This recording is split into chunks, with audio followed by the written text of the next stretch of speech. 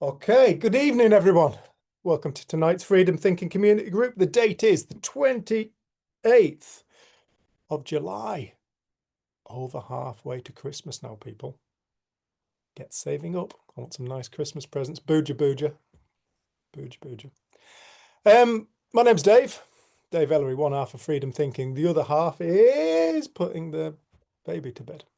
This is my friend Kendra, who is replacement Jen for the foreseeable future until Jen comes. And then she's probably just going to jump on the bed, or Jen might even do something else. I don't know. This is Kendra. Some people will recognize Kendra from group. So she's been coming for since we started doing it in person. You were one of the first people to come, really, weren't you? Yeah. The first waves. So yeah, welcome. Yeah, this is a via donation event. If anybody wishes to make a donation, please make a donation.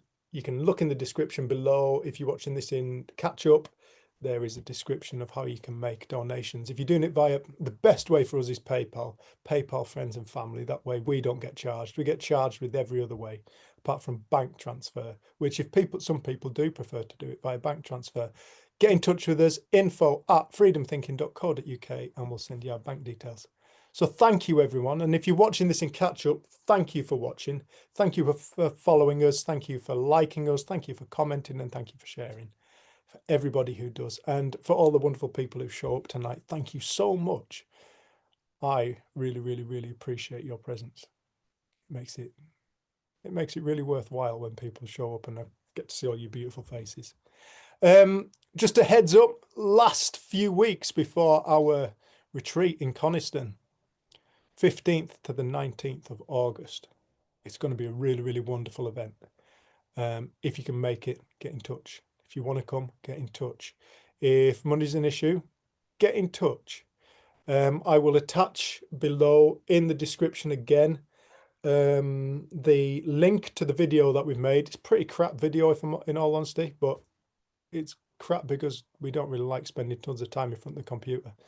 But we do love our work, and that's where we feel like we thrive and we come alive. So please, if you are interested in coming to our retreat, get in touch. info@freedomthinking.co.uk, and the link to the video is in the description. I'll make sure of that. Yeah, and if you want to come and work with us, give us a shout. info@freedomthinking.co.uk. You can work with us from Essex. You can work with us from the Lake District. We're currently spending a bit more time in the Lake District. So yeah, if you fancy a bit of a trip away and you fancy come to the lakes, if assuming you're not from the lakes, then get in touch. info@freedomthinking.co.uk. Carl, is that it? Out else?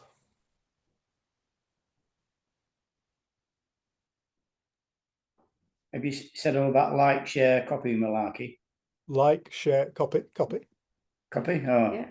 I'm not with it, mate. Subscribe and comment. Yeah. That's the C word, Carl, we were looking for. All right, yeah. Thank you. Yeah, please do. If you can, please do like, please do subscribe, please do share, and please do comment, because I think it helps us with algorithms, which I think is a good thing. All right. I don't have anything to talk about tonight, but I'd love it if somebody had something they'd like to start the conversation off with tonight. Has anybody got anything? Anybody want to take a conversation in a particular way? I'll go. I haven't been here for ages, so I've got my head's full of Missed your voice, Dan. Missed your my voice. head's full of it. It's full of it. It's not like it's not a complaint to myself. It's not like a frustration with myself. It's more of just something that I've observed over the past, I'll probably say like 2 weeks. So I'm still very much forward thinking, very much in the present, very much in the now, very much in the now. But what I've noticed over the past couple of weeks is, like, say for example, right, say we're all just getting by, and then you get this. Remember me, I'm anxiety. Remember me, I'm depression. Remember me, you're not good enough. And every now and again, I just think to myself, like, I find it funny that however much that we can sit and not care about, well, not care about them, but accept, however much we can sit and accept these feelings and of all these anxieties and depressions and all of these words that mean things to different people. Mm. And I just it annoys me that I feel like that now that these words, even though that we should be grateful to be able to feel these feelings, it still comes with that sort of negativity of, oh, it's not going to happen again, is it? Or is it that um how, like, why is it always that we have to go to the negative about it? Like, regardless of how positive or forward thinking I can be, it's like I feel like that we're programmed to do the, ugh, not this again, or instead of thinking about it as a, oh, I'm quite grateful for this. Like, even now, just saying it, I'm thinking to myself, what a knobhead I was about a week ago, thinking, ugh, can't believe that this has happened again. Because now I'm saying it, I'm like, oh yeah, I'm grateful that it's happening, because it's one of those things. It's, you get the bad, but you get the better. You get the shit thinking, and that should make you feel grateful for the times that you are happy. Now, the thing that spurred this on is obviously um being self-employed and move, like, I'm in the middle of moving house. Like, all of these I think obviously the big life things, like moving house is a big change. Like, being self-employed is a stressful scenario because I um don't have anybody else to like back upon to say, like, as a blanket kind of thing, to say, right, like, when I've been employed before, it's like I know I'm going to get this money regardless. But now, like, I'm kind of, I'm responsible to create my own wage, which is a lot. Um, A and I lot of think money or a lot of pressure. a lot of pressure. All right. Yeah. And I think I'm just, I sometimes struggle to remind myself that it is okay to feel like this. And I think it's the thing that I've noticed is how automatically stressed I go if I feel like, if I get a bit of a, like, an anxiety feeling, like if I get a bit of like a, ooh, my chest doesn't feel right, or if I start like a bit dry mouthed, or I don't know, just something like that. I find it interesting that it's the automatic way, it's the automatic reaction to feel like, oh, why is it going to happen again? Or, oh, I feel like shit. Like, oh, why do I feel like this? When actually, when you think about it, in the present time, there's absolutely nothing wrong. But it's like we're programmed to. I can't remember if if anybody remembers me saying this months and months ago, but I think my mum will obviously remember this because I've talked to her about it a couple of times. But if you have a box in front of you and there's a litter of puppies or a cobra snake, you're always going to look at the snake first because you imagine that to be part of, like, a danger. It's like a dangerous thing. Whereas, a matter of fact, if you look at the puppies, they're cute. Like, they're really cute. Like, you just want to like get them and like play with them and stuff like that. And I feel like that's what we do as a person. Something will happen, you'll get like a feeling, or you'll get some thought that you don't like, and you'll automatically go to the, oh shit, why do I feel like this? Whereas it's a frustration. It's frustrating to me that I seem to not to be able to go to the, everything's all right. It's fine. Like, we can just feel like this. It's okay to feel like this. And that's the kind of thing that I'm struggling with at the moment. Is, well, not struggling. Yeah, I can't. Yeah. I am struggling. I'm struggling with it because I know that the okayness is there. I know that, like, um the gratefulness of being able to feel shit is there. But at the same time, why can't I go to that first instead of the automatic, oh, why do I feel like this? Or there must be something wrong. Or, do you know what I mean? Like, I feel like that I wish that I could sort of reprogram myself to think, no, everything's all right, it's fine, just carry on, ignore it. But the past 2 weeks, I've just constantly been like, oh, why do I feel like this? Or like, oh, I don't like that feeling. Ugh. Do you know what I mean? I feel like there's something there at the moment that I can't seem to. unwind to say, no, everything's fine, it's okay, carry on. Cool. Anybody else ever feel like that? I don't. I definitely do. Oh, you do, dear Liz? Oh yeah, that's my kind of my default. God, Go two to. broken people on the same screen. I tell you what, whatever you call, they'll come and help you run your business. Dan? You can't, it's fine. I've got no money to pay you, so if it's voluntary, fine. Dan's just described being human. I think he's just described being human. I don't know. Going back to your... Are you there? Can you hear us? Everybody's frozen on my screen, so I apologise. No, you're frozen on ours, but I can still hear you.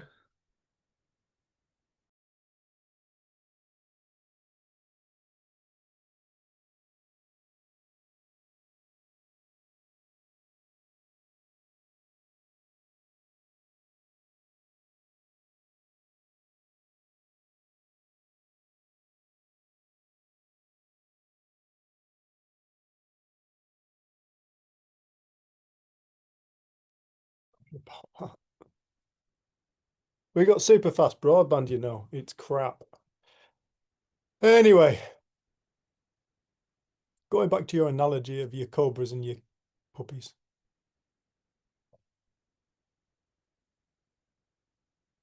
I find if you treat things with respect, you treat the cobra with respect, there's no threat. You know, the cobra doesn't actually, it's not some kind of malicious thing. It's not out to get you. It's just existing. Now, if you go around poking it, giving it lots of attention and poking it, yeah, the cobra might bite you. But you treat that cobra with respect. Treat it with love and kindness. Accept its presence. Don't poke it. That cobra will leave you alone. It's like every other living thing. It's not really out to get you. And even those that do, I've been bitten by midges this week, bitten by midges, bitten by clegs, horseflies. They're meant to bite me. That's part of life. But you treat an animal with respect, and you know, even the most savage dogs respond to love.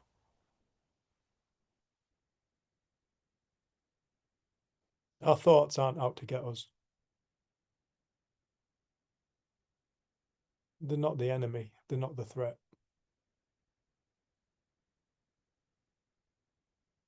Our feelings aren't out to get us. They're not an enemy. They're not a threat. They're a visceral expression of the mind. There's something we experience as a feeling that is an absolute direct reflection of what's going on within our consciousness. Now, I know when I woke up, I thought I'd have full control over my life at that point. I'll control all my thoughts. I'll control all of my feelings. It's quite naive. The more I've gone on, I've been humbled and humbled and humbled to know that, no, I don't control every thought that comes into my head. No, I don't control all my feelings.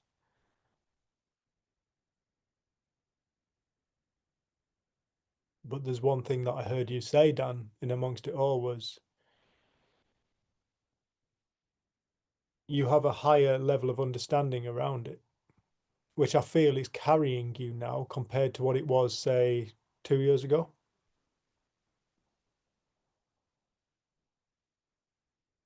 There's a way that we can be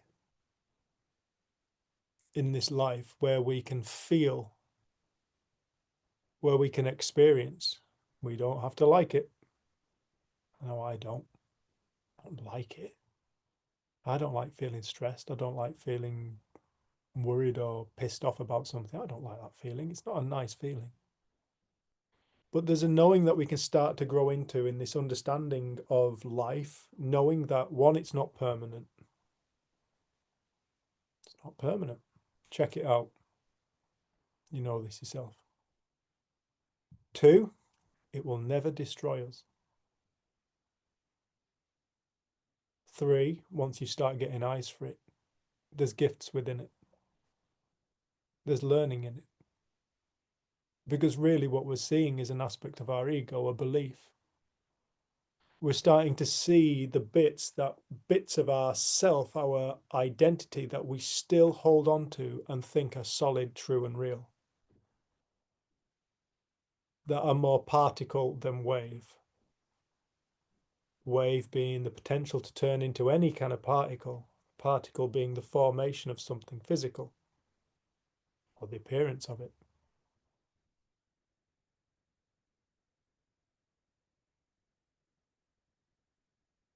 We are wave. That's our nature. We are wave. Not wave in the oceanic sense. In the oceanic sense, we're the ocean.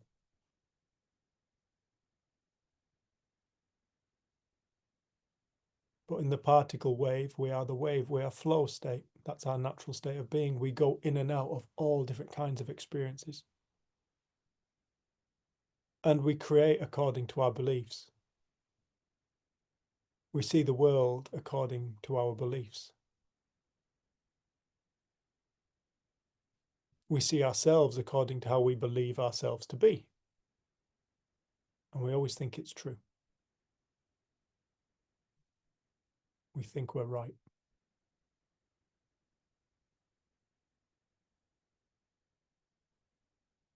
Sometimes.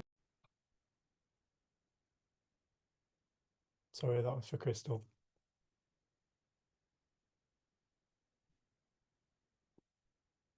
Sometimes we can get so arrogant. We think we're so right.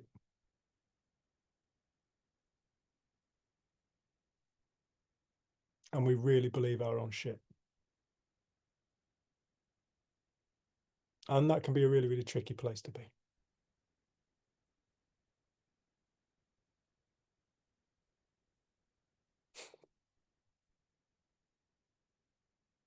Sorry, everyone. Private joke.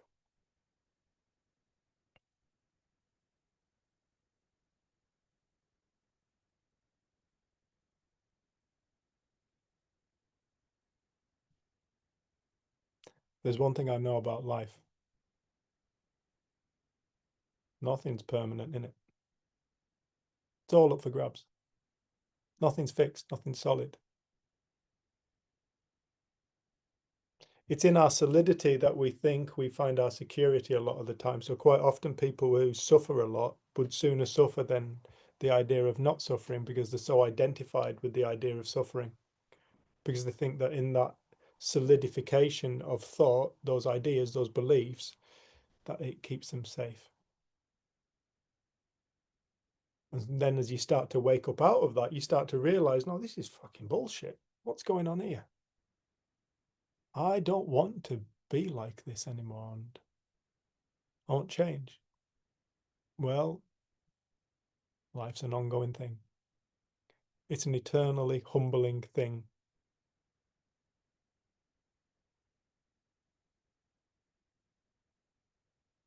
But as we go through each suffering layer, we have the opportunity to learn something and put something to rest. That's what I've noticed.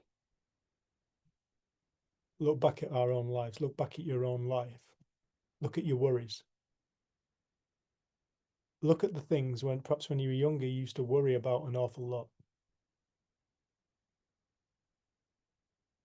Perhaps it took months, perhaps it took years, perhaps it took weeks, I don't know, to come to the other side of it. But when you got to the other side, non-destroyed, undestroyed, intact, whole, when you got to the other side, can you not look back at the thing that really, really worried you? Or can you not look at that subject now that really, really worried you back then and look it square in the eyes and it have no impact upon you?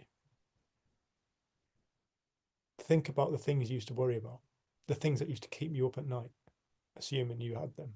I did. But I know now that whatever the subject was, once I got to the other side of that fear, I could stare it square in the eyes. It couldn't hurt me. There was no pain. I transmuted that fear.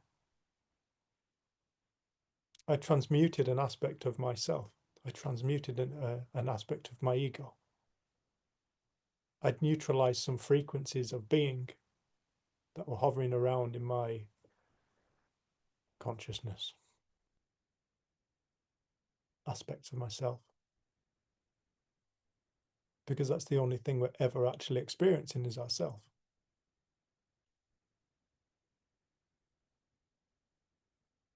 Which kind of makes fear a very, very illusory thing. Doesn't mean you don't experience it, but it means it's further away from the truth of anything. Why would you be afraid of yourself? But how could you experience fear from any other space other than yourself?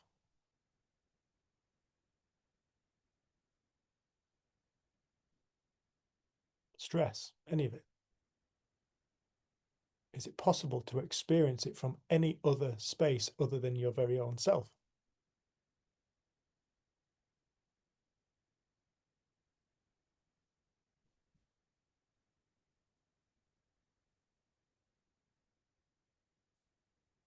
I remember listening to Ram Dass once. There's a couple of things I really liked that he said. The first one was, you think you're enlightened, go and spend a week with your family. It's a good one. I like that. But he said, you don't lose your quirks. You don't lose your little idiosyncrasies or whatever the word is. You don't lose those habits of thought. They can quieten down. But you can't lose part of yourself. And I remember Sid Banks saying, you don't get rid of anything, you gain. You gain perspective upon it. You gain perspective upon your thoughts. You gain perspective upon your feelings. You gain a higher perspective. Anybody who's trying to get rid of an aspect of themselves has gone to war with themselves. There's no peace there. You're never going to find peace going to war with yourself. You will find peace, however, coming to terms and coming to peace with the realization that I can have these thoughts and feelings, but they have no power.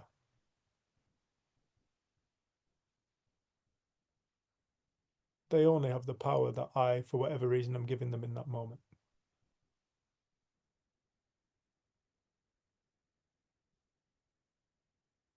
And then you start to find your freedom and you allow yourself, because if there's one thing I hear in Dan, I heard the word gratitude 2 or 3 times. Yeah, look, I know that on the other side of this, I'm probably going to be grateful for it. You will.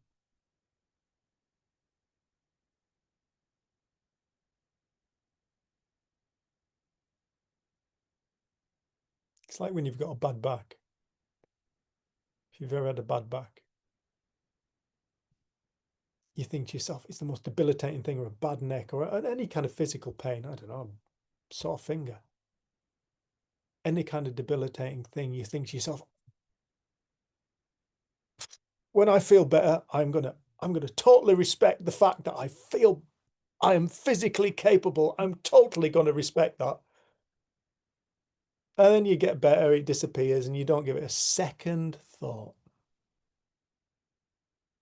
You forget to remind yourself to be grateful. Oh, man, I feel amazing today. I feel my back's all good. And you forget to remind yourself. We forget to notice. We forget to notice. And this is one of the things that hit me like a ton of bricks when I woke up. I was diagnosed with chronic depression I'd have for life.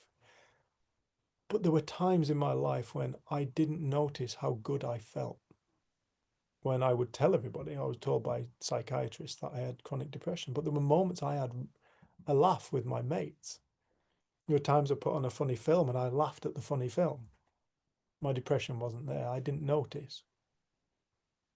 I didn't notice the significance of the comings and goings of experience. I never noticed the significance of it. And the more we become aware of the comings and goings of these experiences, the more we can kind of sit in the uncomfortable, knowing it's going to shift. At some point, it'll leave. I personally have been going through a fair bit of this last few weeks.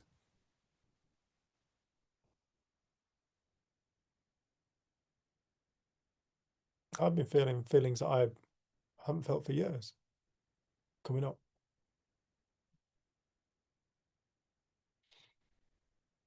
Back in the day, I'd have thought there was something wrong with me.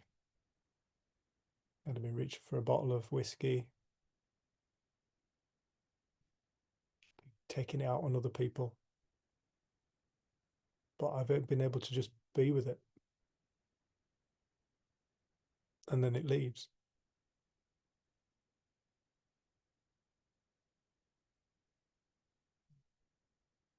This is part of being human, Cole, like Cole said.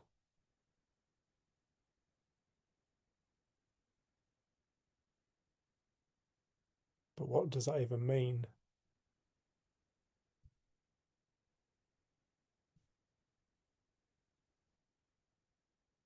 What is being human?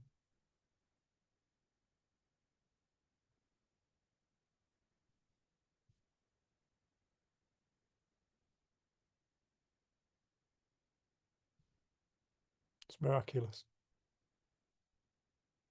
It's part of being miraculous.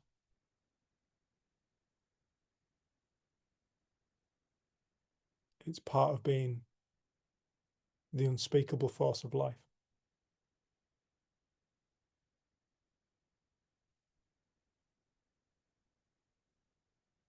Each and every one of us, without exception.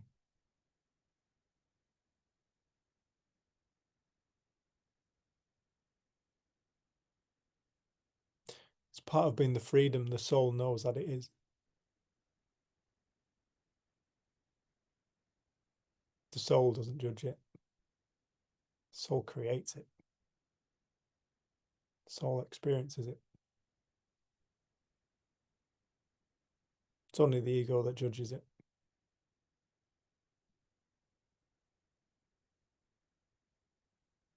It's the intellect. It's the belief system. It's not measuring up with my beliefs. The world and myself is not measuring up with my beliefs equals suffering, challenge, fear.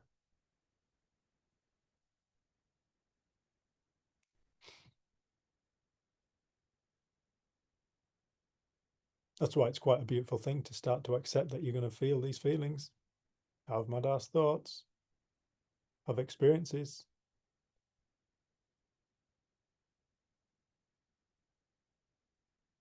Because it takes away the war.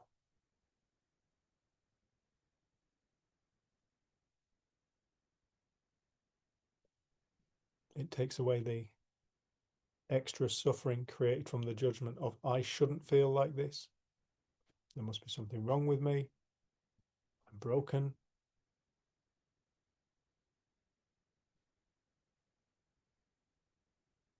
But the thing is, Dan, when you've had a shift like you've had, lad, you never go back. You never go back to where you were. Because once you've started to see, you cannot unsee it. Once you've had an insight, once you've had revelation, once you've had light shone on you. So I was thinking about the word enlighten today. What does enlighten mean? It means to literally to turn on the lights, does it not?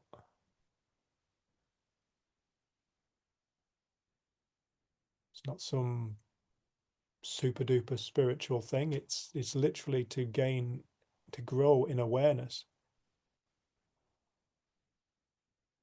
to shine the lights upon things, to shine the lights upon subjects.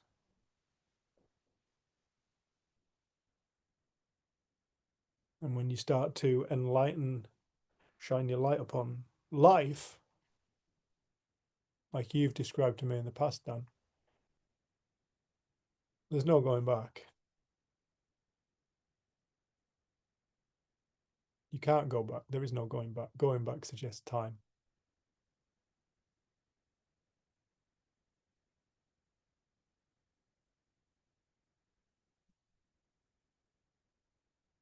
Do you want to say anything?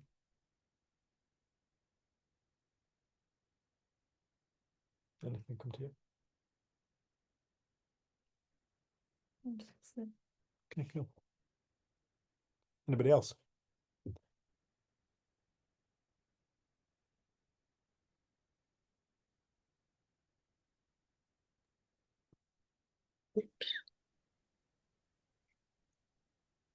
Hi, I'd like to share on the same topic. So I've noticed that when I have anxieties regarding certain situations,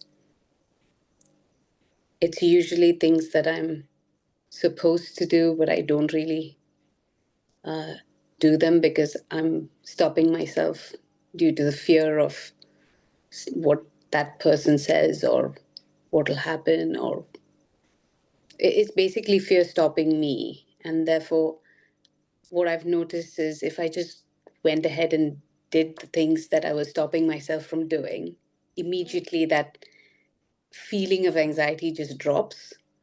And so now when I start feeling anxiety or that stressed out feeling, I see it as an opportunity to think, okay, what do I need to change? What do I need to do in order to stop feeling this way? And as soon as I do it, I give myself 5 seconds. And once I've done it, I've realized how, and it's become such a great practice for me that I'm overcoming that stressed out feeling quicker and quicker each time. And I've noticed that the more I procrastinate on something that needs to be done, yeah, I fester and I can feel myself stewing in that overthinking, storm that's going on in my head. So if I just went ahead and done it, so that's what I have to say to Dan. I don't know if it helps, but that's my piece. Yeah, I agree. I think it's yeah, I think it's the I think it's to me it's the fear of being I don't what's the word, like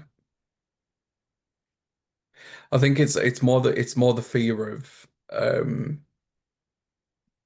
it's not being able to do the things in life. Like I think it's more of the oh God, I don't want to feel like this because I won't be able to do this. Or and even though that I know that that's ridiculous because that's what I would have done years ago.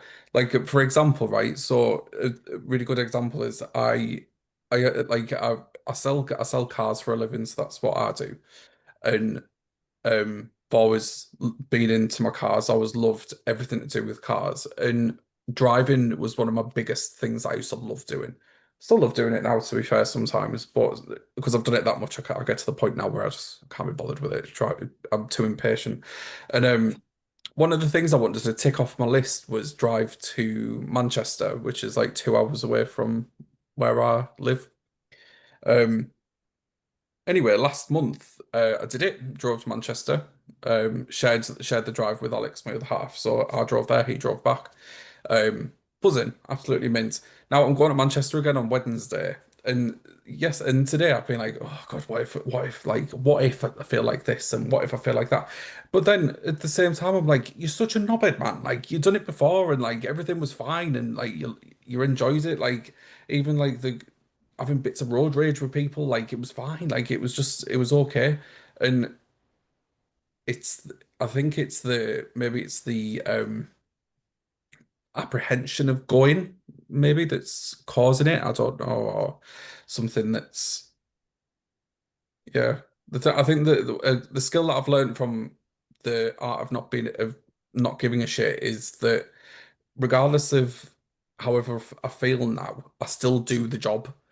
Like I still do the Like I have a small routine on a day, like do it, and I don't deviate from it. But it's only a very small like routine. But even so, like I still prove to myself every day that I can still do stuff regardless of however I feel.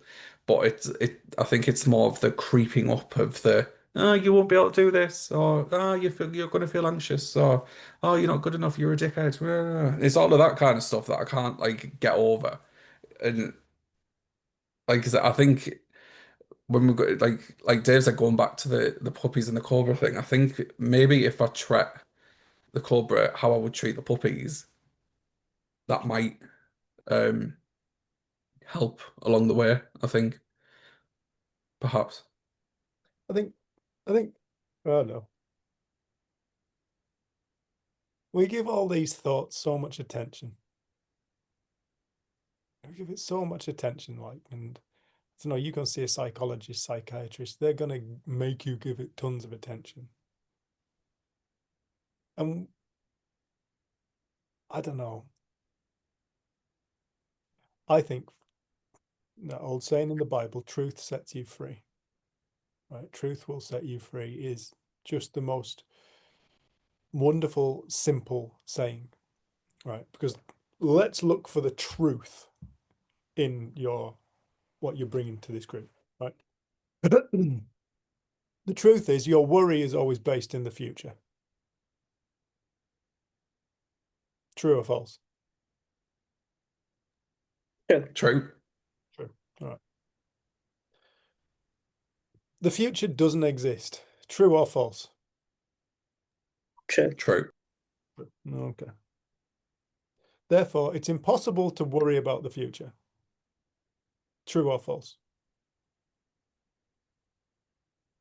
If the future doesn't exist, how does it possibly exist to worry about? True. True or false?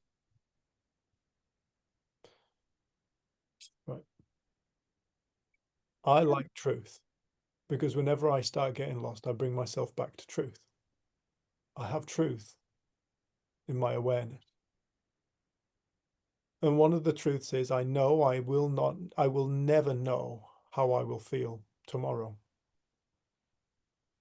I've got to drive down to, where am I going down tomorrow? Somewhere past Preston somewhere. Bloody miles away. Probably get the bends coming back up, I don't know. But I have no idea what it's going to look like. I have no idea. I've never had any idea. You know, none of us know what the future looks like. And even if you have an absolute dead cert, it's like a kid came and worked with us one time, came and did an intensive because he was so stressed out about his GCSEs. And his mum brought him and he was so stressed out. And we said to him one of the days, we said, you are aware that there is a possibility you won't even sit your GCSEs. What do you mean I won't even sit my GCSEs? Well, I know they might not be on. I don't know. What? Why would they not be on? I don't know. I said, but within the realms of possibility, that exists. So the fact you're going to sit your GCSEs next year is not an absolute given. That was 2019. 2020, he didn't sit his GCSEs. We sent him a message, told you so. in the hope that he would learn something. In the hope that he would see, he could take himself back to that moment of all that stress and anxiety and the absolute adamance that he was so adamant within his mind. He was, forgive the word, no, I'm not going to pause it. He was arrogant. And in a very innocent way. But he damn well knew it's our arrogance that trips us up. It's our I know I'm right. I know what it's going to be like. Our arrogance. I don't know. I think humility would say, no, you don't know what it's going to be like, actually. No, you don't know. So why don't you wait and see? It's like a girl who came to work with us once. She was from South Essex, and Jen's mum and dad live in North Essex, and she came up to see us whilst we're stopping with them, and she said, I drove up. She said, I've driven up. And I would never have driven up. Hiya, Amy. She said, I would never have driven up. She said, but I've realised I can drive outside of Rayleigh. I've realised I can drive outside of Rayleigh. And to me, it's really obvious, because all you have to do is just keep going. It's like walking. You know, once you take a few steps, you can just keep walking. That's all you have to do. But the thing that she was suffering was this anxiety and this worry about driving. Will I not be able to get that far?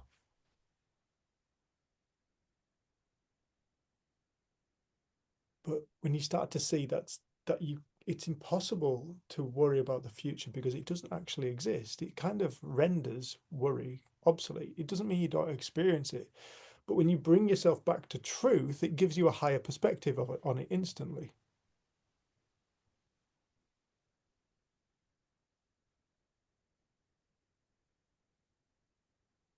And that shift in awareness, that shift in awareness on the subject has to bring around a different state of being. Has to.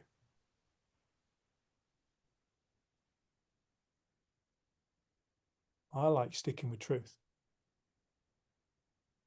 The truth of the matter, first of all, is none of us know what the future looks like, because it doesn't exist. We live in an eternal now. And two, even if something is an absolute dead cert, you have no idea what that looks like. You have no idea what you'll be creating in that moment, what you'll be thinking, what you'll be feeling, and how you will be experiencing it. You'll have no idea. You can never quantify that point. Never.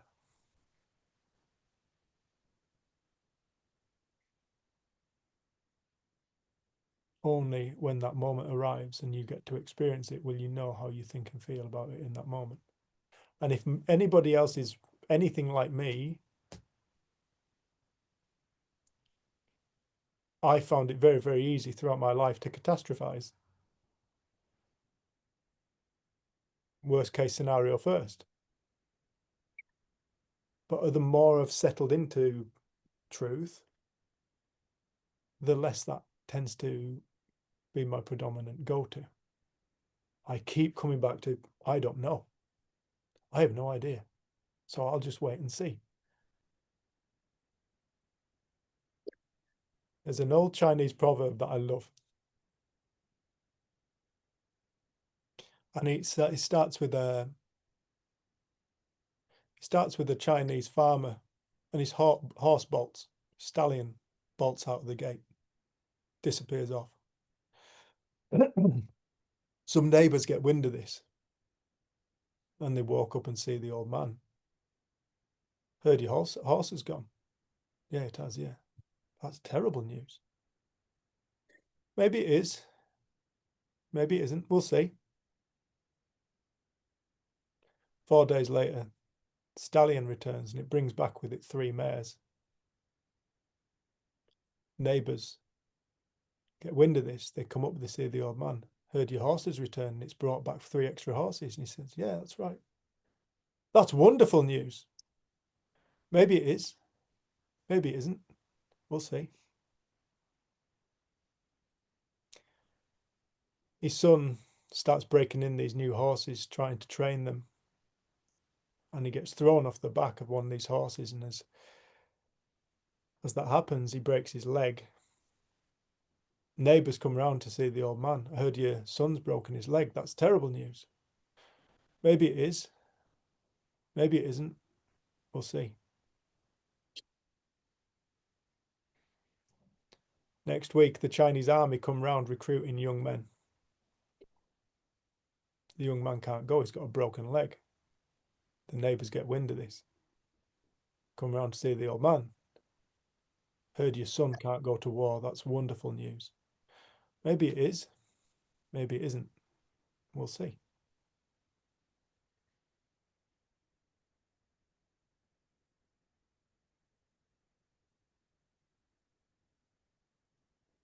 None of us know.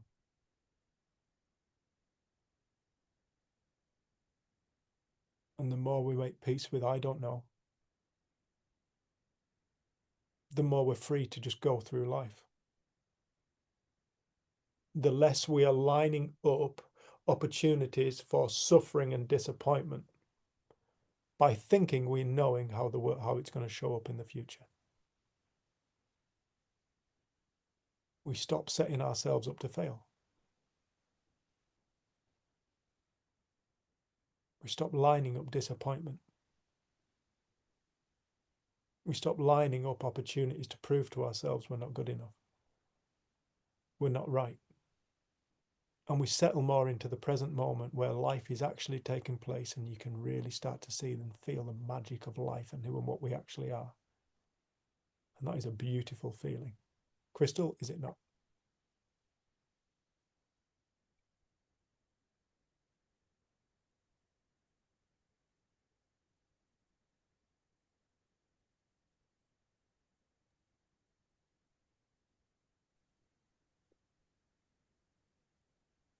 Do you want to say anything? No.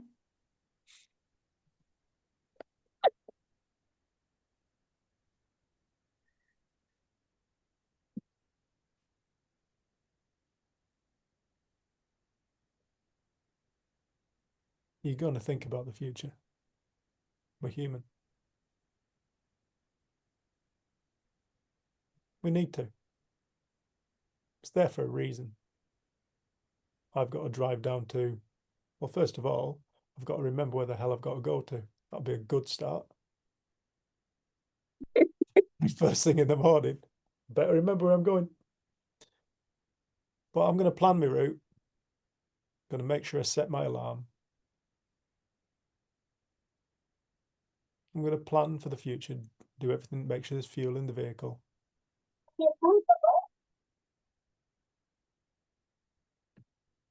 You know, our ability to think about the future isn't a terrible thing. It's a wonderful thing. If you don't think about the future, you'd never book a flight.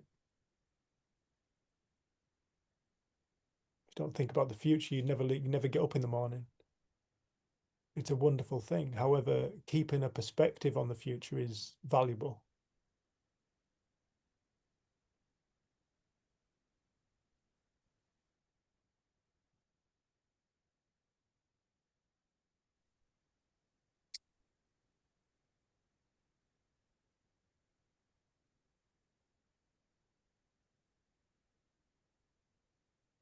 Sticking with truth. Discovering truth. Fact. Working with fact is one of the most wonderful things.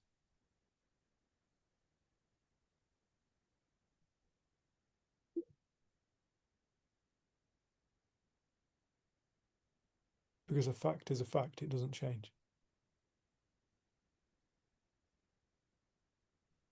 Facts and beliefs are two very different things. A belief can change.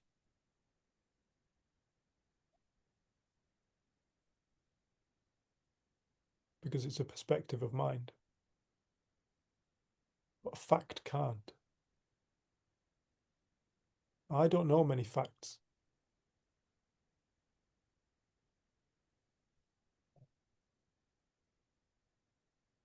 I've got shitloads of beliefs. Don't know many facts. But the facts that I've become aware of, let's talk about some. Ones that I personally become aware of. I know for a fact the future and the past don't exist. I know for a fact that the only place the future and the past exists is within my mind. And I know for a fact that the past that I experience now was a perspective of the event that took place in that then, now. I know that for a fact. I know for a fact that whatever I experience in the future will be a perspective that I hold on that subject in that moment. I know that for a fact. I know for a fact that everybody's well. I know for a fact that everybody's whole. I know for a fact that everybody's unbreakable spirit, whatever that means.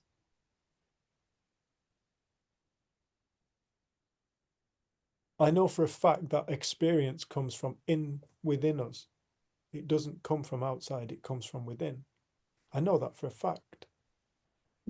And the way I know that is because everybody can look at the same thing and have a totally different experience of it.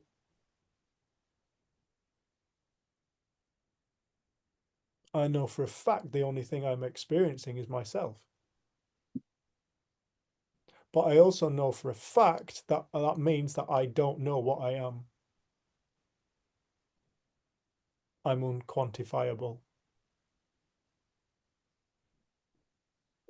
But I do know for a fact that I will never run out of my endless possibilities of experiences, which must make me infinite. And I know for a fact that if that's right for me, it's the same for everybody else.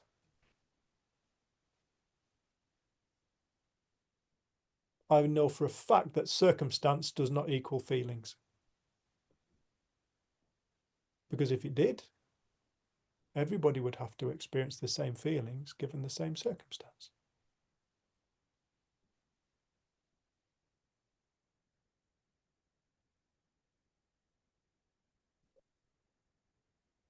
I know for a fact we are not what we think. Doesn't matter how we think about ourselves, we're not a thought.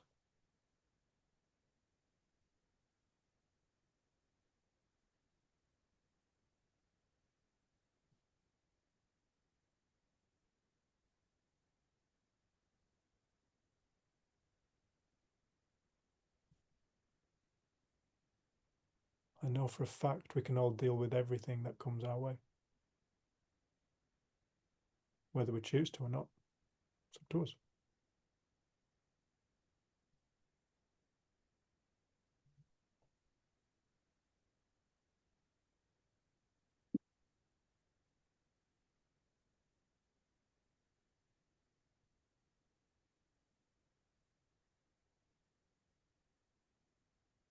I know for a fact that fear is more illusory than love.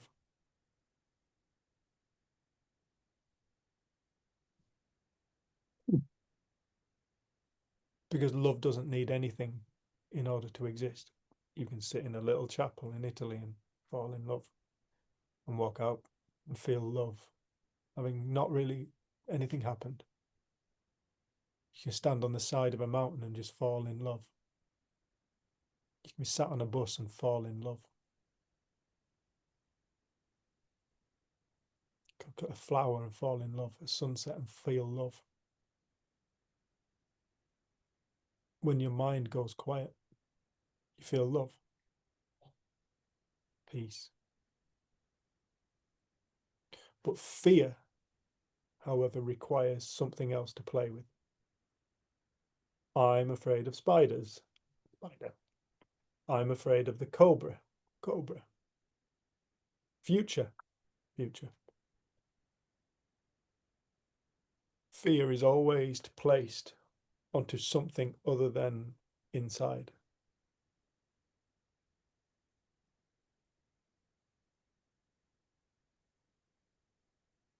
Which equals duality. Which means two sources, two gods.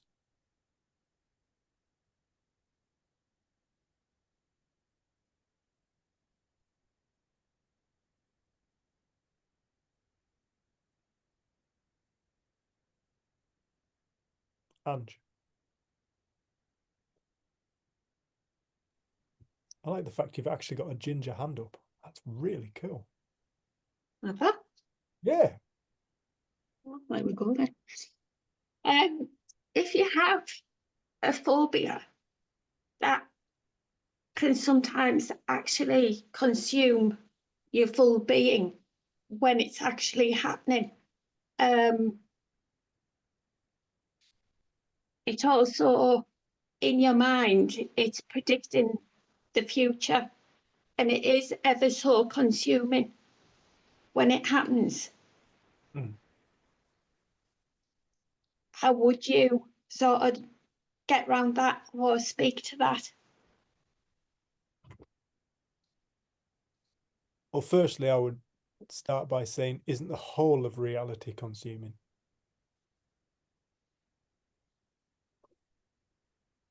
Isn't the whole of, I don't know about you, but the whole of my reality, this very moment, it's consuming. It looks solidified. It looks true. It looks real. It's colourful. It's vibrant. It's as is, it is as it feels.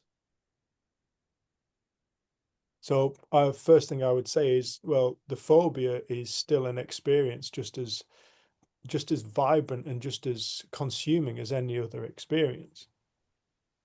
I wouldn't be very quick to separate it off as a sub into any other kind of subsection. It's an aspect of your reality or the individual who experiences it. However, the phobia, the fear, is always of something other than yourself. It's always on, even if it is of yourself. I'm afraid. I remember sitting on the psychiatrist's couch and saying, I am the scariest man I've ever met, and I won't leave me alone. I was afraid of myself. Why? Because I was afraid of what I was going to do next. Why? Because I was unpredictable. Why? Because I was afraid. Why? Because I didn't understand life. More, my fears were external things, people, events, people finding out what I've done, what I've said about them. All my fears are always, if you look at fear itself, and this is what I want people to do, I want people to look at fear itself. Look at it, look it fucking square in the eye. I remember Crystal coming to work with us, and I said, I just want you to sit there and think your worst thought, your scariest thought. And she did. She sat there and she went, it's gone.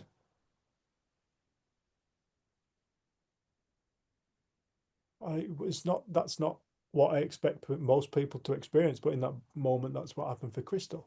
But I want people to kind of look it square in the face. Look at what fear actually is. Fear is a belief that something outside of thought has the capacity to create an experience,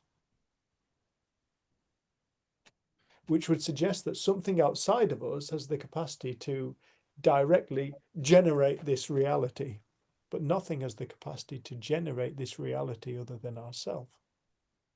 That's why there's 8 billion, apparently, human realities, separate realities walking the face of the earth. Because we're all generators. We're generating an experience. Our realities come from inside of us, not from outside of us to us. Some people say it comes from inside out, not outside in. When they're saying inside out, inside into this experiential reality that we look at. We don't notice the experience part of reality. We don't notice the experience part of life. We're just looking out of it, looking for the source of why I feel like I feel. Why do I feel like I feel? We're looking through the experience. We're looking through the very thing to try and find the source of why I feel like I feel. It's almost like looking through that pane of glass. I'm looking out of a pane of glass. You don't see the pane of glass. You look straight through it. But it's the glass I'm pointing to. It's that we're looking out of, that we're looking through. That's the magical part, because that's the only thing we're ever experiencing. So phobias are us putting our feelings onto objects and circumstances, saying, oh, those things create my feelings.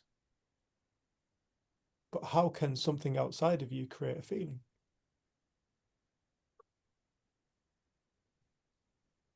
Surely it has to be your feeling about it, has to be the perspective you're holding on it in any given moment.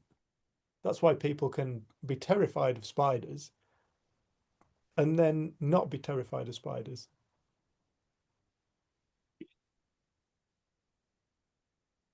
Some people are afraid of buttons. Some people are afraid of balloons. Some people are afraid of clowns. People are afraid of chickens. Some people are afraid of open spaces. Some people are afraid of anything, nature.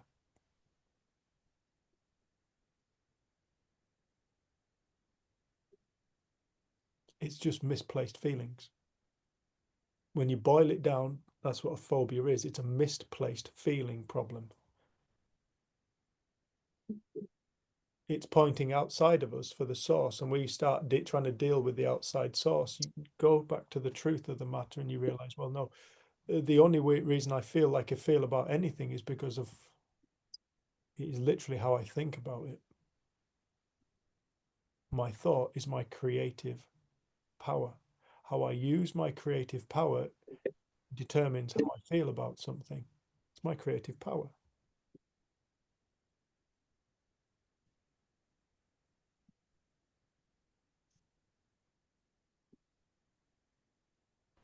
That's why phobias are beliefs, not facts.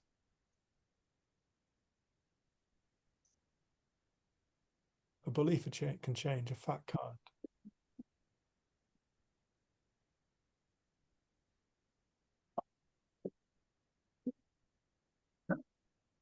I remember being in a school, and I think it was Jen. Some kid was terrified of spider, talking about something they were afraid of or something, and Jen said, oh, we've got a spider. And some of the kids started freaking right out. We didn't have a spider. But she just wanted to point out that, you know, well, if there isn't a spider here, how come you're still having the same experience as though there's a spider here? Where does the experience come from? Does it come from the spider? Is it coming from you?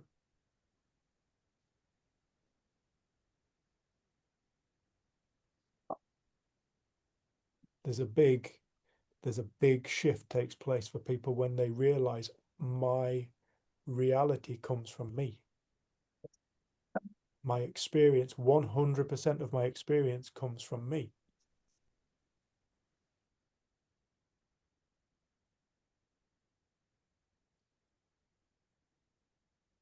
You realize the only thing you're actually afraid of is yourself, not whatever you have a phobia about. You're afraid of your own thoughts. Like an ocean that's afraid of its own waves.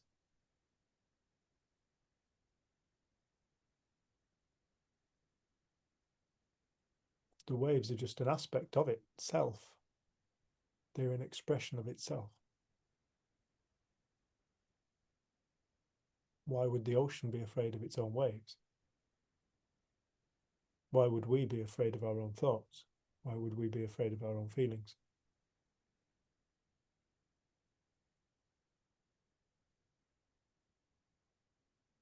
Just a question.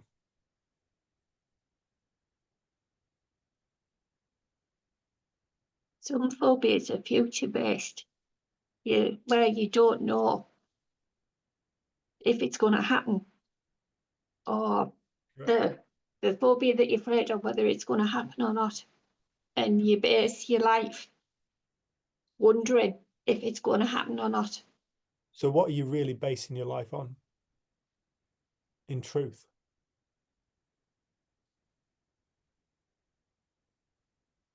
If it's not even happening, if you can lie in bed or sit in your chair and experience it, what are you really basing your life on?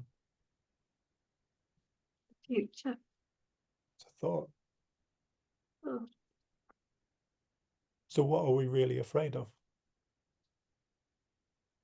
Our thoughts.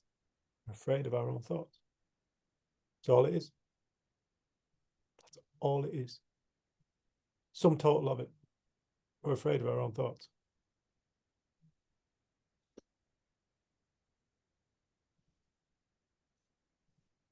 It's because we've misunderstood thought. It's because we've not known that thought is the generator of experience. As long as we neglect the fundamental force of thought, it leaves us open to infinite possibilities for the source of our experience.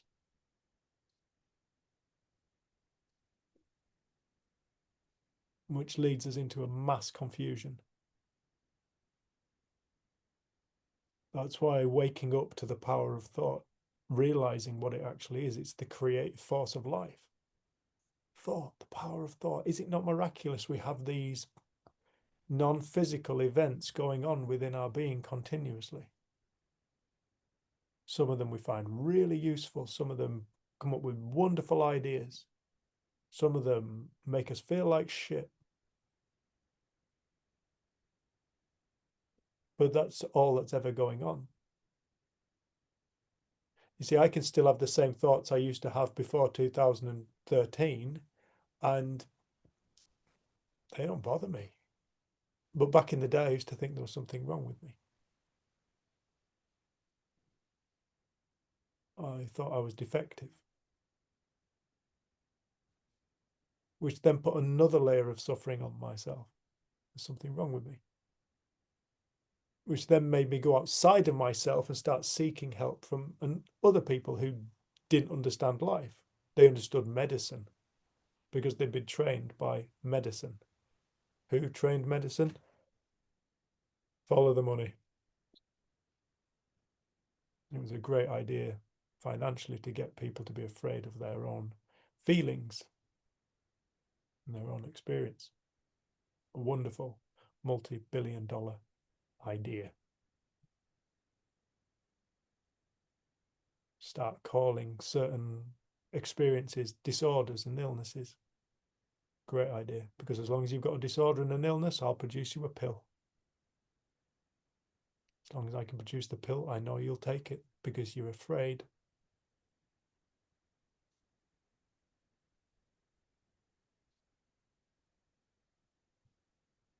But we're starting to find people who do understand thought, who've started to gain some insight into it. I don't understand thought.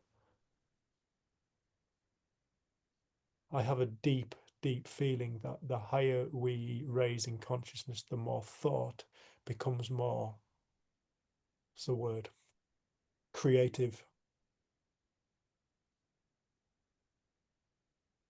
The higher we raise in consciousness, the more thought becomes more multidimensional.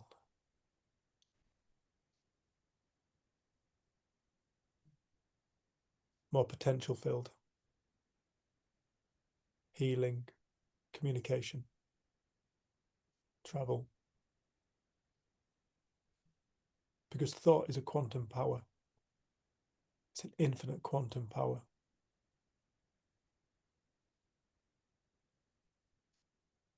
We've kept ourselves trapped in a certain bandwidth for whatever reason. But as you raise yourself out of this, synchronicities start happening and people start showing up in your lives that experiences I had. I mean, the way I got into working in prisons in the first place was because I had an experience and then I asked for assistance from my guides. And a few days later, a lady turns up lost at my drive gates. My intention was that I wanted to help people in prison. And then all of a sudden, somebody's showing up lost at my drive gates. I give them a lift, and she tells me she's just taken a managerial role for a charity that works with the well-being of offenders. So I speak to her, and she said, I want you to come work with me, and I got a job. I got to go into prisons and start working with people. It's like that.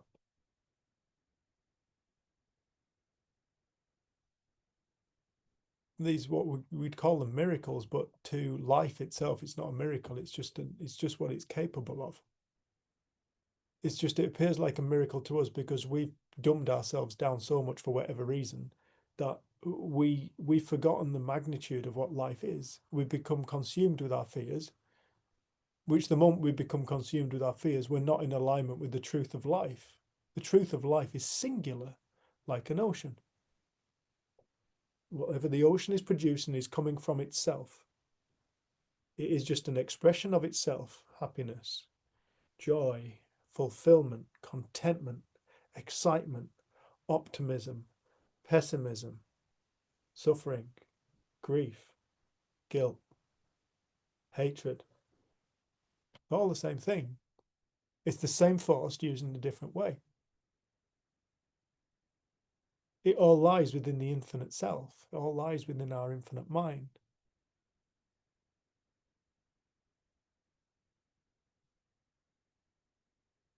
So to the individual who is suffering from a phobia, one of the first things I would help them realize is it's an illusion.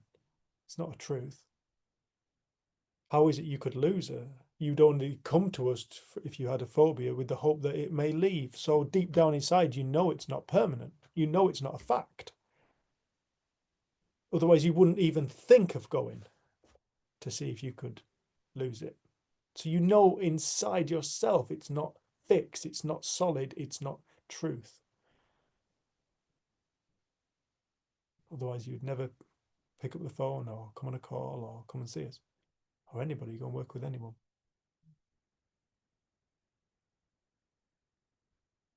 See, we know. We already know, we just don't listen.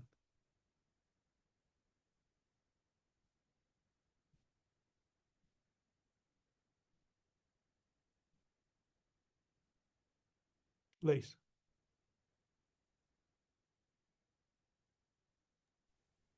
Oh, I sort of drifted off a little bit there in a lovely haze. But there's a song which I came across by a guy called Zach Williams, who kind of saw the light. But it's called "Fear is a Liar," and it's a really powerful song. Sing it.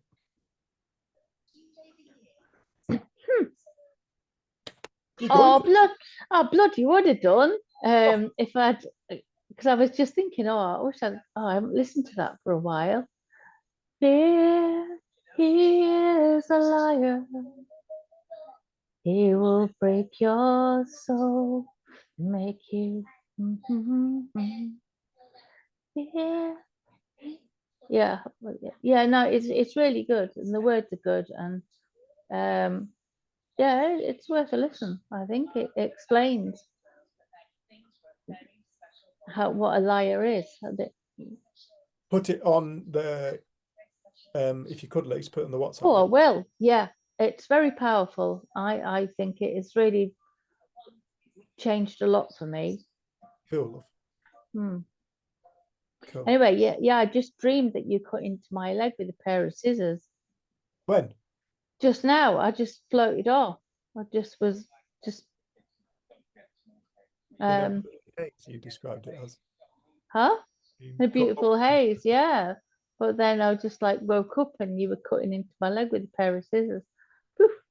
Sorry about that. All right, I'll let you off. It's just a habit. I know. And talking about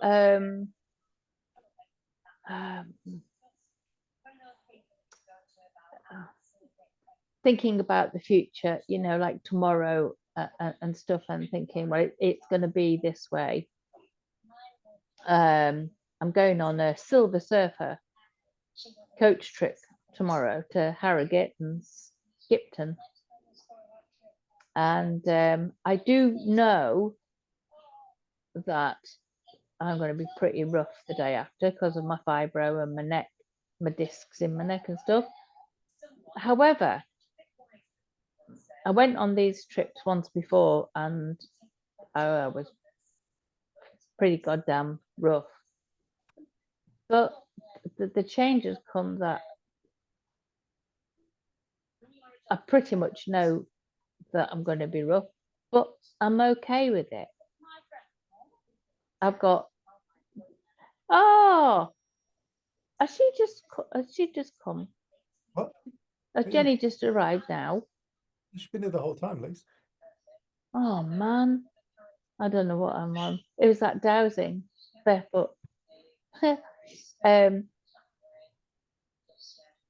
Yeah, but the changes come that in the acceptance, not fighting that I might be rough. So I'm going to be pretty rough the day after, and not having any expectations of, well, because I should be doing this and I should be doing that. And it's just like, you know what, on the calendar is the Silver Surfer trip to Harrogate and Skipton. And the next day has got a cross through it, and that's rest day. And that's okay. That's okay. Flipping it for me to get to that place of some acceptance has taken and not to have the fear of being ill has been huge. That's still a big learning. Wonderful, Lise. I love that, love. That's Yeah. inspirational. Is it? I think it is. Oh, I think that's really inspirational too. I know plenty of people, I think, who could, if they could start to see life like that. and then I'm going to the Kelpies. Nice. Yeah, I'm going to the Kelpies. I've got 2 trips to Liverpool booked, and I'm just writing the next day off. I'm lucky that I work from home. You know what job I do, as long as the dogs have walked and stuff, it's an Epsom salt bath, and yeah. Sounds good, Lise. Yeah. Love that. Anyway, Love that. I'll find that song. Yeah, please, and stick it on there. Yeah. Just as you were talking, Jed came in, by the way. I'm not going to gaslight you like that. Yeah, I know. I was a bit like do do do do do do do do. Bender's on the bed. Okay. Thank you, Lise. Yeah, put that song on, love. Yeah, I think you'll be singing it by next week. Cool. Cool. We were listening to a song, weren't we? One of our friends, she was a young girl we worked with out in South Africa. Yeah, she had a beautiful shift, and she sent me this song, and it's "I Wish You Pain," and it's a really cool song. It's a fella who's saying, "I wish you pain." He's like, "I don't mean to hurt you, but every time you hurt, your heart opens. Every time you get through that hurt, your heart opens. Every time you get through that hurt, the heart opens. Every time you get through that hurt, the heart opens." It's a continual heart opening process. And I really like that song. I think it's a really, really beautiful song. Oh, I will look that up. Yeah, I'll send it to you. All right, thank you. I'll be cold now. Ange, are you happy with what we spoke about with phobias?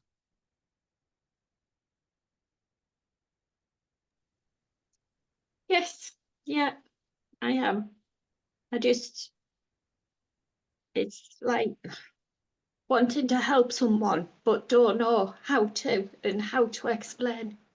But I think what you've just been talking about will help. I'm just waiting for an answer to see if it has helped.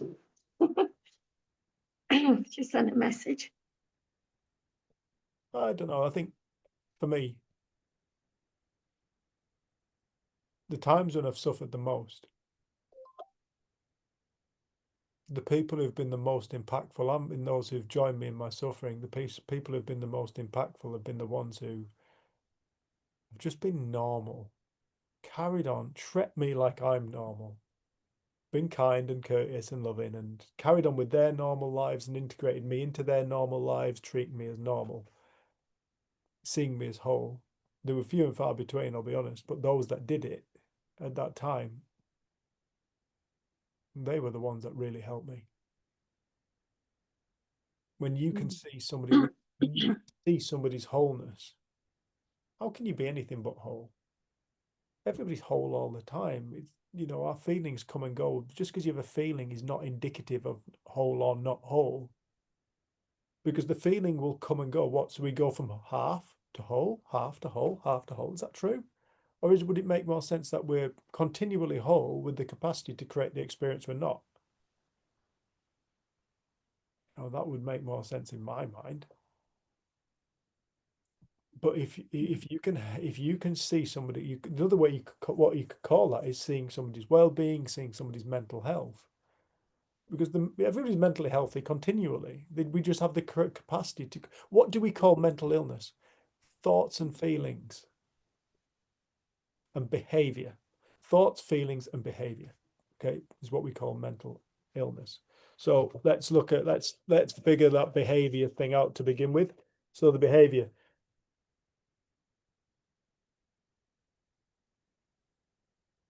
Okay, behavior. This is what people are trying to change. Right? Much of the time, they're trying to change behavior. And in this instance, it's a roof. Behavior is a roof. I'm not a builder. Bloody hell. I'm not a builder. But I do know that before I put the roof on, I'd be better off building some walls. That would make more sense. I think walls would have to come first. Okay. So now I've got some walls for my building.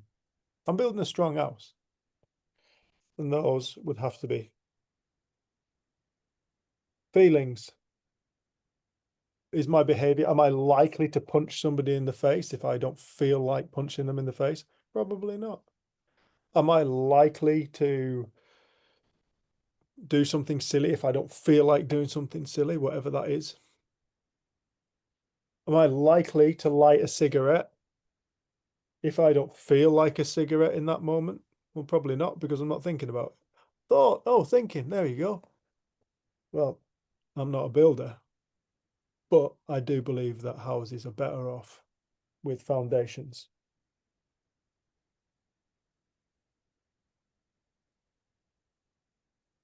Thought, feelings, behavior,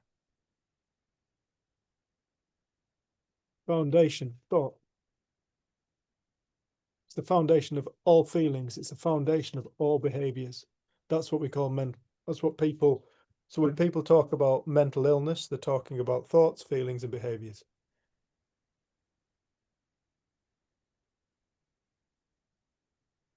It's all thought.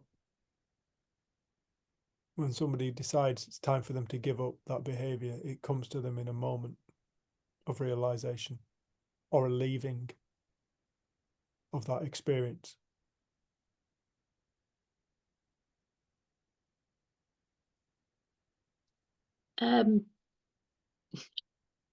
I've just asked her if it's helped what you've been saying, and she's saying yes, definitely. And she says, I think I knew the phobia was in my head because when it happens, I'm not scared of it.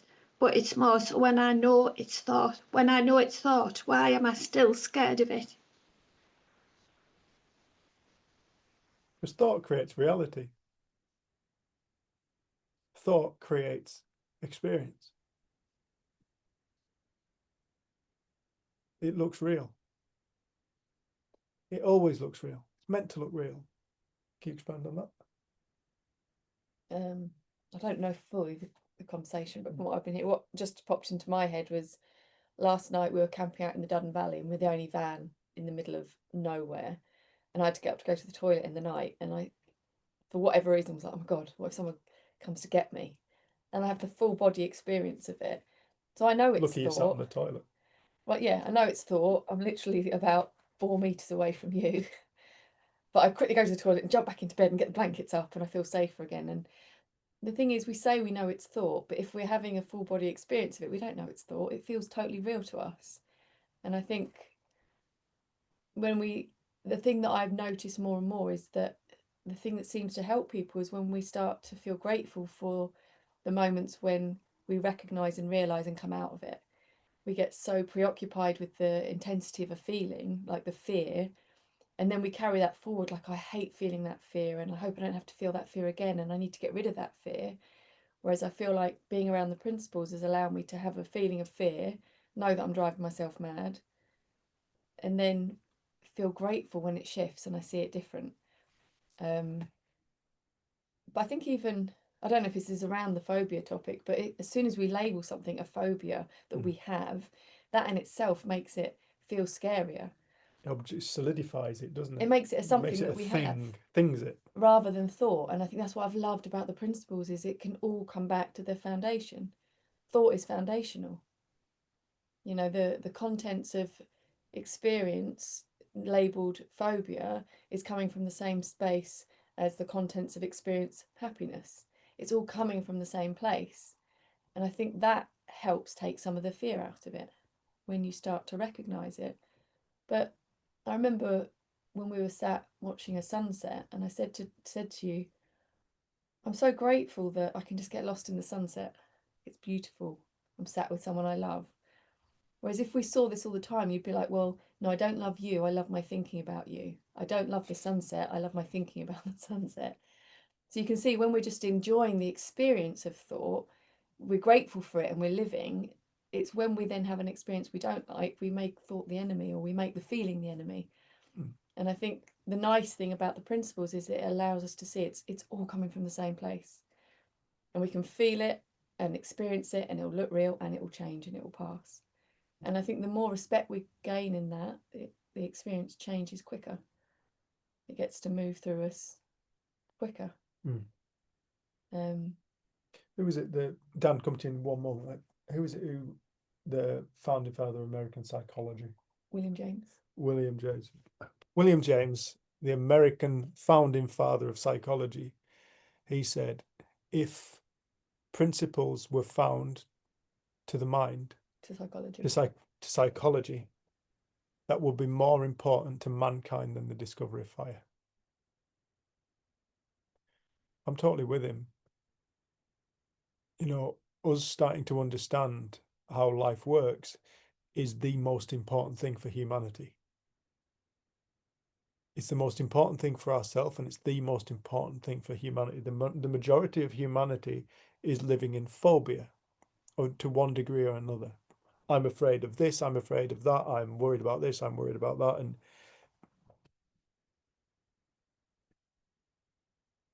the majority of humanity is in a seriously lost state. I think it's changing rapidly. I really, really do. I think people are waking up quickly. People are shifting quickly.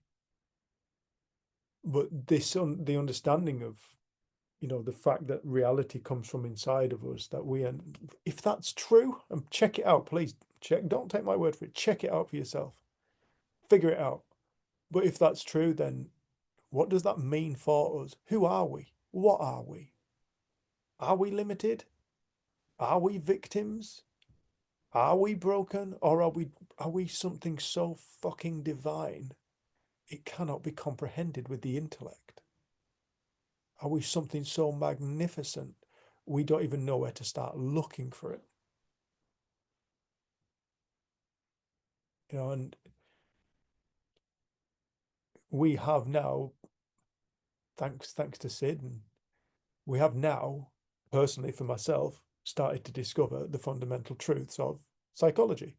Psychology, psyche, soul, soul, psyche.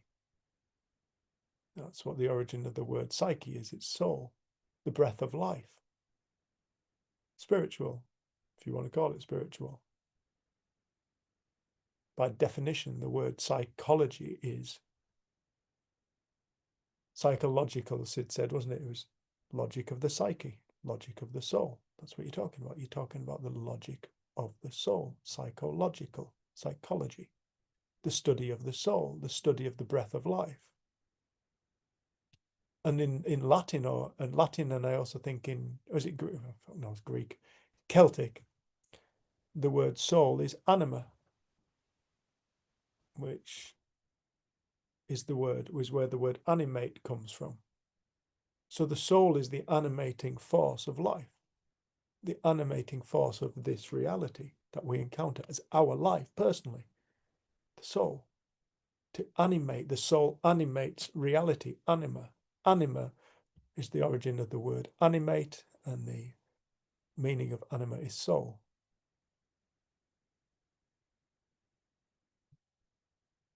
Daniel-san. I was just thinking there whilst everyone was talking about phobias. The only right, so I've got two. One of them's heights, and the other one's spiders.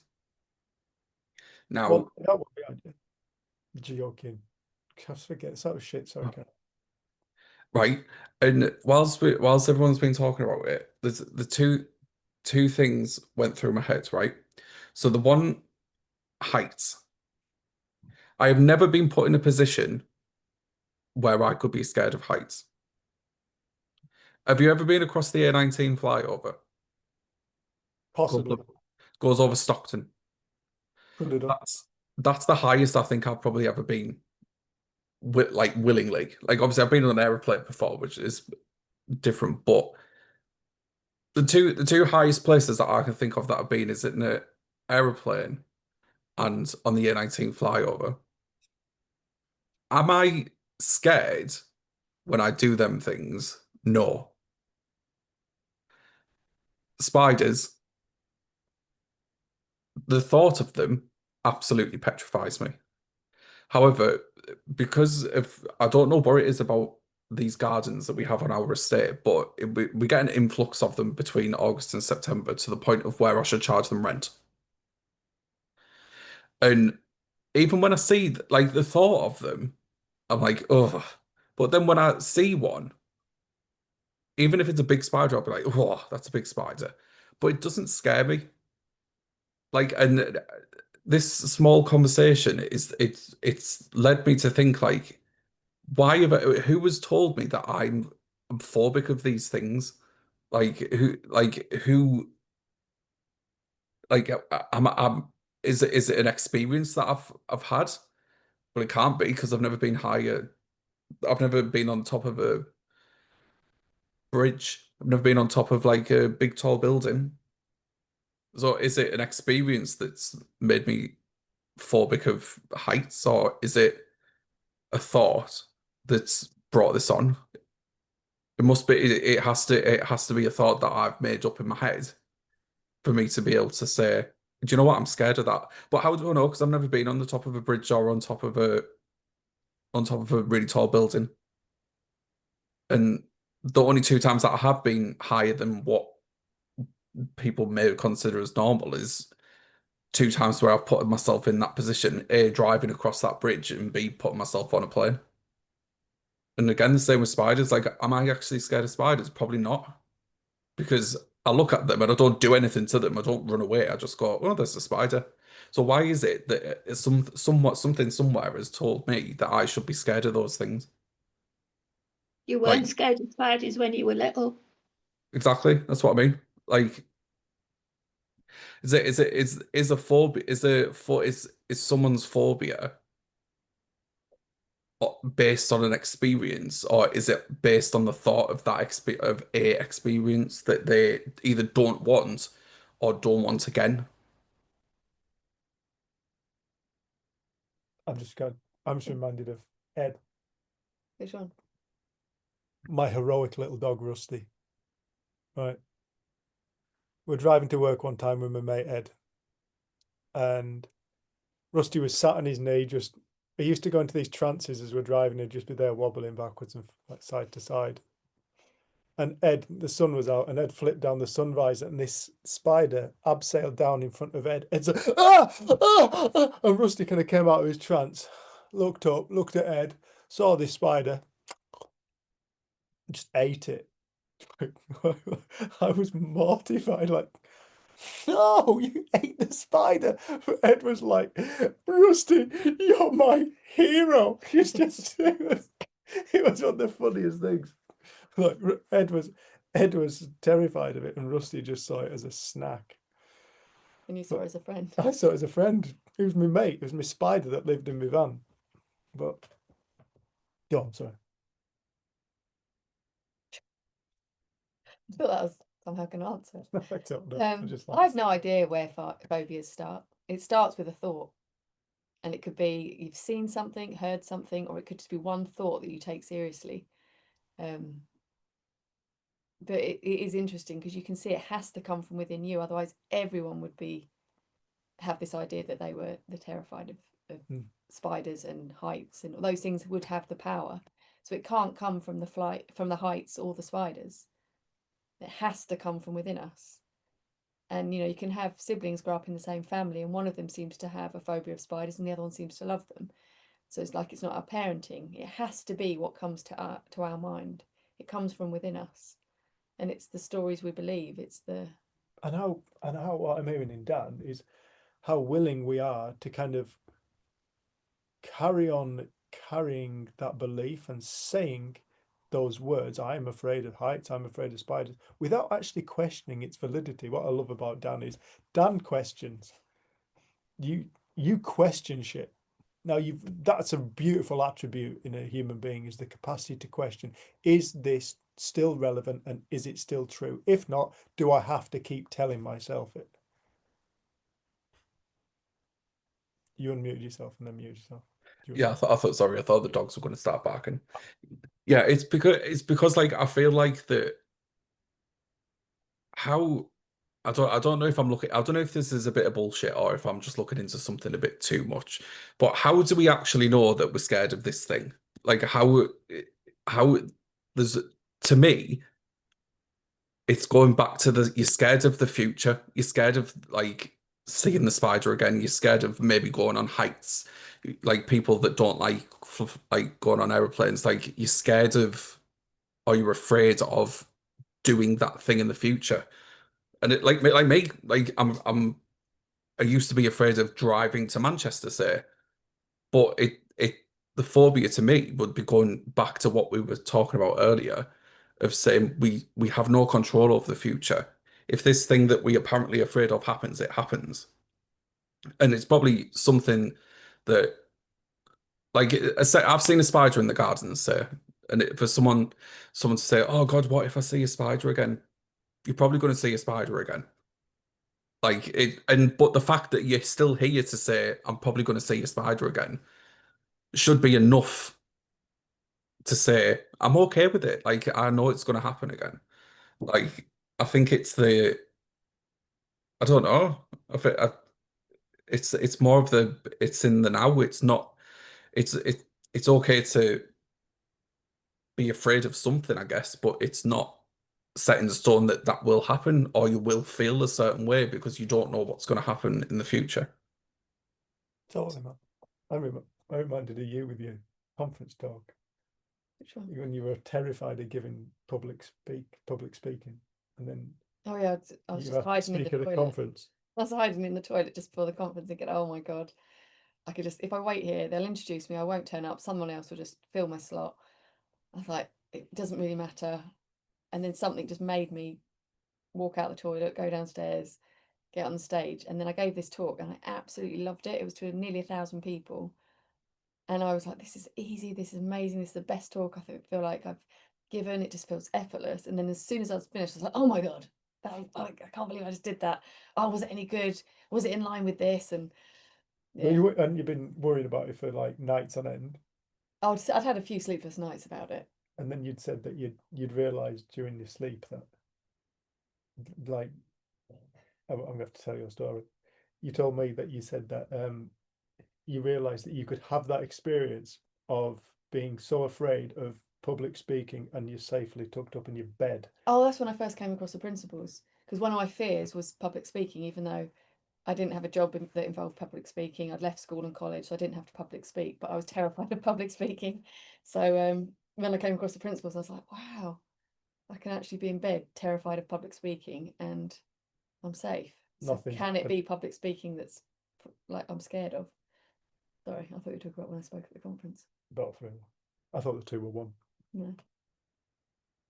Yeah, isn't it? And it's funny because Lucia is obsessed with like creatures and animals, and I'm having to get over myself all the time because she's like, oh, it's a slug, and she's like trying to stroke the slug, and like I've made myself nearly sick thinking about the thought of slugs. I can see how powerful thought is, but she loves them. And have you said about the bird? No. Oh, me and her on her bike in the Duddon Valley, and she found this. I was like, oh no, it's a little bird, and it was a little robin that must have just been hit. This year's fledgling one. Yeah, it was still, it only just been killed. Then she wanted to look at it, and then she wanted to pick it up, and then she's like, oh, bless its little heart. And she goes, can I take it to show Daddy? And I'm like, okay. So then she puts it in a basket. It's like, do you want to hold it? I'm like, no, I'm all right. I don't want to hold the dead little bird. And then for 3 hours, I wondered why she came flying back with such an earnest little look on her I face. know, She she's reaches into a basket on the front of a balance bike. Look, this little dead robin. and then for the next few hours, she made like wraps for it and wrapped blankets and wanted it to be warm, and then Sellotaped it up. kept imagining it might come alive. And then we were busy tidying, and then we'd said, you know, maybe later on we could bury it. But I'm starting to get a bit freaked out, thinking, oh God, a maggot's going to start coming. Like I'm not very good with anything that might be decomposing, or I'm terrible with maggots, slugs, anything like that. And then she's just like, oh, this bless its little heart. And then she's like squeezing it and putting sellotape around the packaging. I'm thinking, oh God, its guts are going to come out. But she's just in love with this little bird. And then, without either of us properly noticing, she'd gone and done a funeral for it in the grass. Then she came back, she said, I've buried it. And we're like, oh, that's beautiful. And it's from the Dudden. Isn't it wonderful? And then it was bedtime, and she went off to sleep about 8 o'clock. At 10 o'clock, we get into bed, and then suddenly she's just like, my little bird. Bless that little bird. I want the little bird back. And we're just like, what? She's like, I bet. She was unconsolable. Yeah. So in the end, you're like, okay, I'll go and find it. So, I couldn't find it in the daylight, so yeah, but I found it at night time. 10:15, pouring rain, you found this little I bird. got my dowsing rods out, Lise. I got my dowsing rods. I said, please point to where this bird is. And they moved, one of them moved, and I'm like, right, cross when I'm over the bird. And they crossed, and I looked, and I thought, she can't have buried it there. And I carried on scouting around everywhere. I came back, and it was where my rods had pointed. Wow. So I don't know why. I was just convinced, no, they're wrong. She was doing it over there somewhere. She was doing it over there. I talked myself out of it. But then, yeah, so then because she knew that, I was like, Daddy will sort it out, it's fine. So she went back to sleep. And then the next day, she didn't mention it today until about 10 o'clock. And then she's like, my little bird. And then you went, oh, here it is. And we'd put it in a Tupperware and we'd put tissue around it. But then she's getting it out again, and then its head's wobbling all over the place. So I'm getting more and more freaked out by it. But she's just in love with it.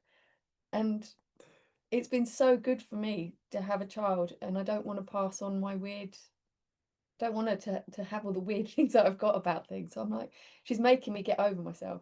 Like, I'm seeing what it's created from, and I'm wanting to be better for her in a way. It But was so interesting. Like, I mean, it's a great example because you could see in Luce last night, like, it was everything. She was wailing, and she was so upset that this little bird was outside. it's heartbreaking. It was heartbreaking. It should be inside here with us. It should be inside with us. And it was only when I said, right, all right, I'll get up, I'll get out, I'll go and look for this. I didn't even have any clothes on and walking around with my head torch on, middle of nowhere, in the pissing down rain, finding this bloody bird with my dowsing rods. And then she goes to sleep. She wakes up in the morning, totally different experience. It took her a while to even remember about it, didn't it? And then when she did, it was a totally different experience. But you can see how it looks like there's something really, really wrong. And I think kids are a great example of this. It looks like something's really, really wrong in that moment. So you run around trying to fix this, what's wrong, and then the next moment they open their eyes, it's like it's gone. And that's the same for us, because how the kid works is how we work. But what the kid doesn't do is it doesn't judge itself, and it doesn't keep remembering it, and it doesn't keep tormenting itself with it. It stays present. But we as adults, we kind of go, oh, I shouldn't have done that. And in the moment we do that, we create it again. We keep it alive. And therefore we think that we're suffering. The only thing we're really suffering is our own judgments. Lise, go on. I was just going to go to the bathroom, and Silver, my favourite cat, I was just like, what the flip? He got blue budgie, like one of my it got blue budgie was in his mouth, and he was dead, and he'd only just died. No, the other morning. Oh, right, and he was Parrot Boy's, anyway, it's a bit, he was Parrot Boy's friend. But it got blue budgie. I have no idea how it happened. But of course, I was just so upset and worried how Parrot Boy was going to cope and stuff and everything. And then Tilly just was like, did Silver have fun? Right, pardon? You know, I'm like inconsolable and stuff. She's like, did you have fun? But it's just nature, isn't it? You know, and I was like, two totally different experiences. Anyway, Parrot Boy is okay. He's got his other budgie friends. Fortunately, he's come through it. Oh, bless. God, I have no idea.